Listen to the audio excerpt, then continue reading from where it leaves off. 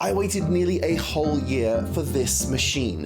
The Odyssey Argos is insanely popular, and the company has been completely overwhelmed with orders, so if you want one, you'll be waiting a while. So how did a spring lever from a new espresso machine company take off so brilliantly, and does it deserve all the attention it's getting? A big part of the reason I bought it was the really fascinating behind-the-scenes posts and newsletter from Ross and the rest of the team there, showing every little detail of their processes, their building of the machines, the sourcing of the parts, and updating us over the years with the improvements, which really excited me as an espresso machine enthusiast. And for the record, I paid full price for this one, and I'm able to keep on doing these videos because of the espresso lovers among you who bought my book, The Brew Ledger. More on that later in the video. But I have to admit, before we get into this review, that I'm not a lever head. I have owned a few lever espresso machines, and I agree in part with the die-hard fans that they can produce some phenomenal espresso shots, but I've only really used two previous lever machines, the Olympia Cremina and the Nuri Lever L-Type. Why am I telling you this? Well, it's because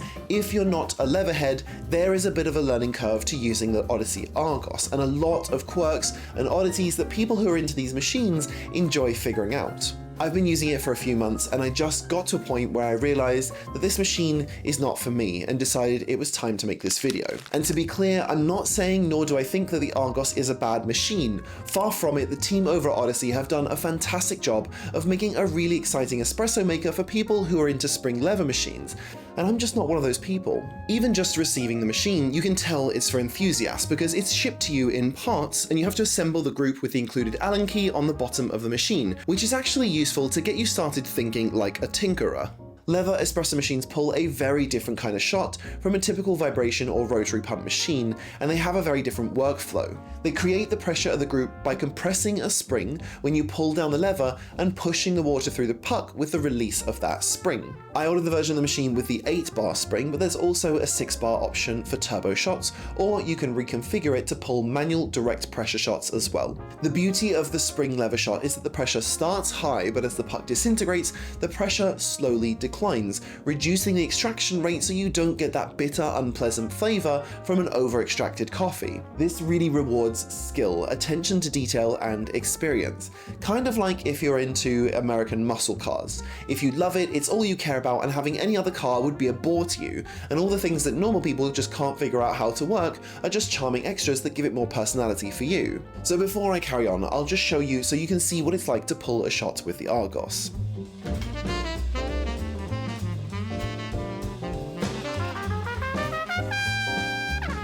The Argos is extremely beautiful, and when you get it right and pull a great shot, there's not really much else like it. It has a lot of similarities to typical espresso machines like others I've reviewed, but there are a lot of quirks you need to learn. First, you fill up the 0.6 litre boiler directly with water, and I feel like I need to do this every time I turn on the machine. It has this little funnel that comes with it with an extra long cylinder at the end, and Odyssey advises not to fill over the bottom of this funnel or the machine won't work properly. So I usually take it out and check a few times when putting the water in to make sure, because the sounds aren't reliable indicators for me.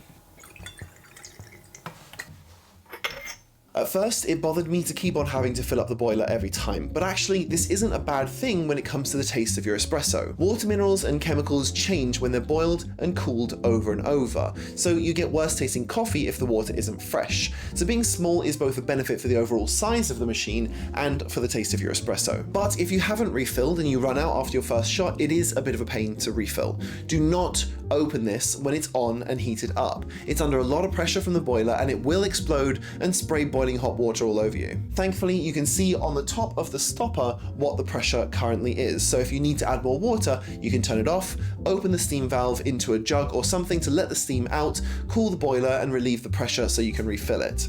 This is a bit of a hassle, and it gets insanely hot, so I try to always remember before I start making coffee. It only takes about 5 minutes to heat up, and it's ready for an espresso shot. And I would say you only really get maybe 3 espressos out of the machine on one boiler load, and probably only 2 drinks if you use the steam. So while it's heating up, you can check all the settings that you used for your last coffee and adjust if needed, and prep your puck. Now, one of the key innovations of the Argos, and the big reason why lever espresso lovers will be obsessed with getting their hands on one, is the ability of the machine to have very very good temperature controls, much better than other machines like it. On other single boiler lever machines, the temperature is pretty difficult to control, and you generally have to flush the overboiled water out before pulling your shot, as you'd see this kind of hot, bubbling, steaming water coming out, which would scald your coffee grinds and make your espresso taste nasty. The Argos has this system which figures out the difference between the boiler temperature and the temperature of the group, and it adjusts to get the right brew temperature, which you can set here on the side. The group is a big heat sink, so based on the temperature the group gets to, the PID controller changes to make sure you're always getting very close to the temperature you set, which is a big innovation for non-pump traditional lever espresso machines. You can see all the details you need in their app, which is one of my favorite espresso machine apps because it knows what it is and it knows what it isn't. It's basically for settings and tracking a brew, and that's it. And it's pretty well rounded and not confusing like a lot of coffee apps I've used. You connect your machine, your scale and transducer if you've got one, which I highly recommend you do, and then go to the status page to see all the details you need. Super clean and easy to use, so big points here. I used the Buco scale, which pairs perfectly with this, and put it under the drip tray so it can capture the weight without being in the line of fire when I pull the cup out of the way. And you can chart your shots using the brew page, which takes data from all the components and overlays them on a graph, which is really super satisfying when you pull a perfect shot, if anything, just to make the graph look nice. Sometimes they don't reconnect when I turn the app on, which would be nice if they could just connect the transducer and scale as soon as the app is on, but perhaps I'm asking too much, and it only takes a second to reconnect all of them. There is a little branded tamp and a puck screen that come in the box too. The tamp is pretty cute, but it's not as nice to use as one with a bigger handle for my freakishly large hands, and I basically use this or my iCape puck screen every single shot. I've talked about puck screens before, but in general, it just helps to keep the shower screen clean and knockouts easier, especially if you're making multiple back-to-back shots. And speaking of back-to-back shots, you can also switch to classic mode in the app, which lowers the temperature accuracy of the group and raises the boiler temperature so you can squeeze that third or fourth shot out of the machine. And in my experience, it actually makes it easier to get longer shots. Now, here is the big learning curve that I experienced when I started using the Argos, and I was even warned about it by someone from the Odyssey team when we were messaging back and forth on Instagram. They told me I should be patient with this machine as I'm going to get some shots wrong for a while till I figure out the right workflow and especially how to bleed the air properly so the shots don't stop short. I've tested dozens of espresso machines on this channel now, and I went in all cocky thinking, of course, I'm gonna get the most amazing shots faster than anybody's ever done. I know what I'm doing, right? Man, I was humbled quickly, and honestly, I got pretty frustrated with this machine for the first few weeks. So if you pull the lever down and just let it go, you won't get much espresso. The boiler is using boiler pressure to move the water from here to here. So you need to understand the physics of how it does that so you don't just end up pumping the lever, getting a tiny shot and getting annoyed at your wasted coffee puck. So there's still air in the group, and once the water comes in, there's nowhere for this air to go. So you just end up with not that much space for your brew water and then a bunch of air in the top. So pulling the handle down to just below the parallel point bleeds this air out, and it sounds like this.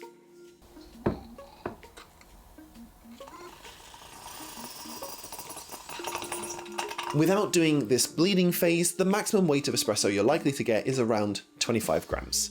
Even with proper bleeding technique, I haven't gotten much more than 40 grams in the cup with a single pull, and that's where this little maneuver comes in. It's a special lever technique called a fellini or a mini fellini. So to do this, what you'll do is you'll pull the lever down, wait till you start to see the espresso coming out, then release it to start pulling a shot.